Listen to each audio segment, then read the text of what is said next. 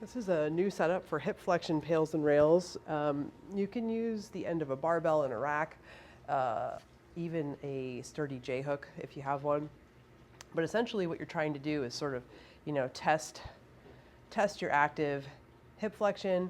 If you have pinchiness on the front of the hip, you don't want to work into the pinch. You want to start outside of the pinch, and then you can just start doing some isometric pails.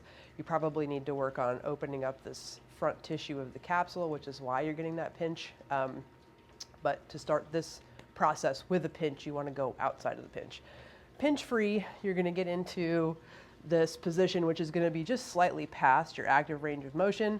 It's kind of mimicking a squat. So my knee is outside of my body rather than straight ahead. But again, you can kind of vary the angle of the femur.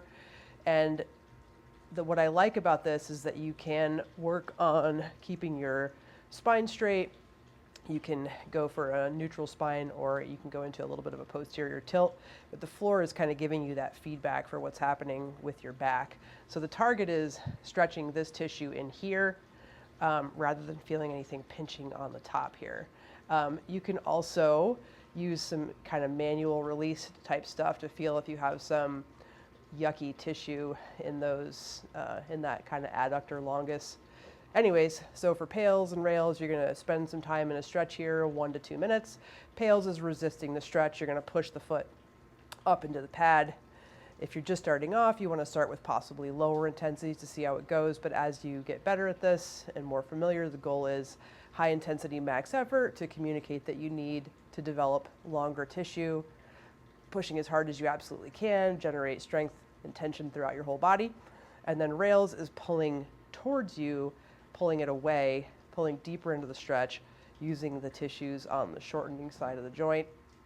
Then you can spend a little more time in a deeper stretch. Ways to make this deeper would to get underneath it more, to get the shin more perpendicular to the ground. That's going to push this knee more behind the body.